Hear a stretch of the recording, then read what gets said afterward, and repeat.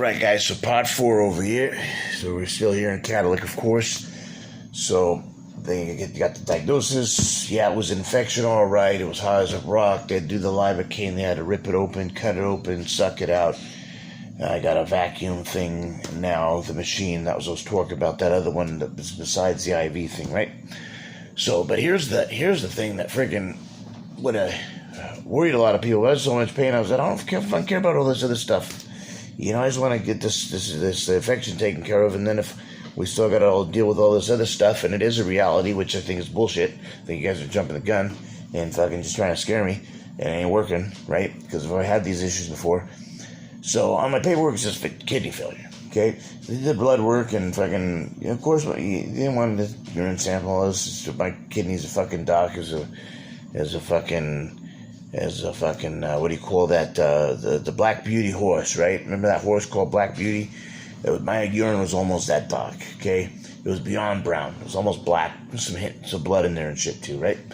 So this doctor comes over and she's giving me the third fucking wheel and deal and everything on. You know, you look great now, and what's the sacrifice on this? Because your fucking kidneys are failing, and you can be on dialysis within a few days to a few months, and you either can be on kidney dialysis or dead in a year if you go down this road because your kidneys are destroyed. If you look at your blood work, your kidneys are ruined, your liver is ruined, your liver enzymes are so high that most likely you've got either hep C or jaundice or both, and your blood work is so bad, you're at or near kidney failure right now, and and if you don't stop immediately with this lifestyle, you're gonna die, or you're gonna at least freaking be on machines and be in horrific health, and you're not gonna look the way you look now. You're gonna look good for a year or less, you could be done. And I've heard it all before. Liver enzymes are high after a night of drinking. I wasn't drinking, of course, but this is an example, you know, that I was giving her. People will go out sometimes and drink, and their liver enzymes are high, like they got some kind of jaundice or fucking hep C or something like that, and they're fine. So you can't scare me with this shit yet because it's too early to tell. Right now, this fucking whatever you want to call it that I've got going right now, this fucking infection, could be MRSA, it could be not MRSA, it could just be a bad infection, but whatever it is, we can get a handle on it, we can get rid of this. But until we get rid of this, it's going to be a big deal. So he's like, yeah, you're right, and so we'll worry about that.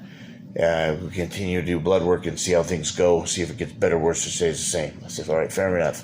And she says, how long have you had leukemia for? I'm like, lady, I haven't had leukemia. If I did, it's fucking recent, because I've had all the blood work and everything done for everything under the sun over this last year and stuff, because I've had some issues and stuff with health, and leukemia has not come up. So we'll be proactive about it. If it is, she goes, well, your white blood cells right now indicate that you have leukemia. You've got cancer. I said, well, if I got cancer, I got cancer. We'll worry about that later. We're all going to die. It's not a matter of how or of if, but when and how. And right now, I don't think that I do have it. If I do, I think we can knock it out quickly, because it's a new thing, unless everybody's been missing all these years. So I ain't worried about it. So let's just fucking worry about getting rid of the infection, and then, you know, follow up with because she goes, you need to follow up with Dr. Elacrudo on this and this and that. I said, and then we'll follow up with Danielle and see what she wants to do. We'll see what Dr. Elacrudo wants to do, if there's an issue or not an issue. So, okay, maybe I got some liver issues, maybe I don't. Maybe I got some kidney issues, maybe I don't. But I think I do anyways, because it's always been kind of in the back of the blood work, and sometimes the front, depending on if I'm trenbolone or not. So I ain't worried about it. So let's just focus on this. And that's what we did. And so every day, and you guys are going to get pissed. That's why I'm making this video, because you're going to get pissed. Well, that's gross. I want to see a picture of your urine, blah, blah, blah. Well, I'm going to show you how much clearer it looks. And if you don't want to look at the picture, don't look at the picture. And also with the glute shots. And we're like, what are you showing your ass on camera for, right? So there's a reason for it. And it's because it started as a softball, and it was above the surface as an abscess. And then it comes down and things like that. So next part of this, the sequence, so that I don't jump out of water here and be so out of water that it ends up being just a dadgum clusterfuck. So the surgery, the procedure, whatever you want to call it, because I didn't get to go under for it like I wanted to. I didn't get to sleep. I had to fucking yell like Van Damme with his legs spread open with the fucking blood sport and kickboxer scene, right? So they cleaned all that out. They did a great job and everything. I'm like, you ladies are just being nice to me because you're freaking because I'm being a big baby, right? And then a couple days later, of course, that's when I found out it wasn't some little procedure, it was a big deal. So I go and they keep cleaning out the wound and this and that. It hurts, but every time it hurts less. And so they have the gowns completely off one day. And so I'm walking to this fucking shower room and I glance in the mirror and almost pass out because it's about this long, maybe longer. And but it's equally as deep, right?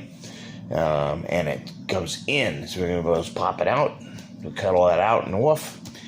And dug in and cut it out and vacuumed it out and took shit away. So there's a big hole in my glute now, like a fucking dog took a bite out of it, or like a fucking dog fish, like one of those sharks, these little sharks, come up and take a bite out of. He's like, McGruff, take a bite out of crime. And it took a bite out of my ass up there, right? Fucking like a fucking shark took a bite out of my upper glute up there. Right? Almost like teeth marks and everything. There's no teeth marks, but it looks like there's teeth marks because there's a big hole there, right?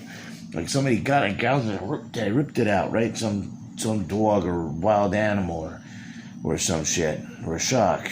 So that big old hole up in there, right? And so I'm walking around now and fucking they patch it all up and fucking and being in pain, disoriented from the meds. My wife comes with some goodies because I hadn't shaved in 3 days. I'm looking rough. I'm looking like shit. Fucking, I was looking horrible. My hair's all puffy. I got no hat. I got no hair gel. It just, it was like embarrassment walking around over here, right? And now I got a half diaper, it looks like. So the nurses are really nice. They're like, hey, Showtime, your goods are hanging out. You gotta get that under control. Let me tie that up for you. Thank God, because it's freaking half a diaper hanging out, right? And because those gowns cover you up really, really well in the front. See how well I'm covered up here? There ain't nothing. There's a tube. And it's all fabric up here. Everything's covered. There's nothing showing, right? They do a great job there. It's open in the back, right? If I'm tan, freaking 2% body fat, and freaking nice lines and stuff, don't freaking care if it's open back there or not, right? Let the glutes hang out. But this is fucking embarrassing, right?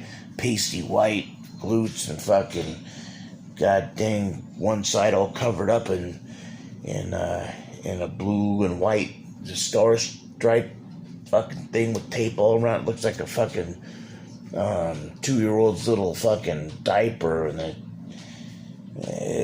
didn't look good. I'll post pictures of it just so you guys can see how redonk it looks. It looks fucking ridiculous, right? But it is what it is. It's I wasn't caring about the style too much. I didn't want to walk around hanging out like that, right? But thank God they did. So then I got really conscious of it. So now I got it down. I'm pinching the side and all of this. Well, my wife showed up for those goodies. And it was last minute. She's like, can you see me from the window? I can't see nothing from the window. Me and Polly out there. Can't see nothing out there. So I'm pissed off, right? And I didn't realize she was going to leave it at the front desk. I told her if she left the front desk for me, they'd bring it up to room 405. So I'm like, that's cool. I thought we were in agreement with that. Well, we had miscommunication. And then she's like, can you see me? I'm like, no, fuck, I'll just fucking come down and god damn it, right? And this and that. And so fucking I'm pissed off. I'm pulling shit out and twisting things around. I'm taking the machine down the stairs. Get halfway there, realize I forgot my fucking shoes, right? And no socks, no shoes. Who knows what these fucking how dirty or clean these fucking floors are, right? So I'm doing that. I'm going down the stairs, and man, so I see her and Clef. They're not letting them in, so I'm not even going to try to give them a hug or nothing. I'm just like, thank you very much. I'll take that stuff now. And because I didn't want to cause problems and get my wife in trouble, right? And then if I start smarting off and then I get in trouble, and so it's, I didn't want to. Everybody was very nice to me and her and my son, and I was like, I didn't want any problems. So I was like, we get it, it's this COVID thing. I had my Showtime mask on and stuff too, and so as I'm coming back, that's when I come into problems, because then some lady's like, you want some help? I'm like, oh, sure, that'd be great, because I was trying to put my fucking shoes and socks on. I couldn't do it. It's fucking embarrassing. So then some lady comes out and gets on my case. Your ass is hanging out and blah, blah, blah. I'm sorry about that. And I get my stuff. I gotta get my shoes on because I get the fuck out of there, get back up. And then I'm yelling at my wife. My wife's yelling at me.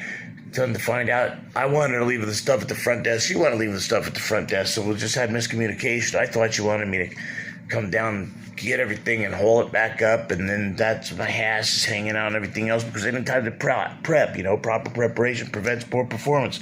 I didn't have that opportunity to get prepared and have my fucking shoes on, so my ass ain't hanging out.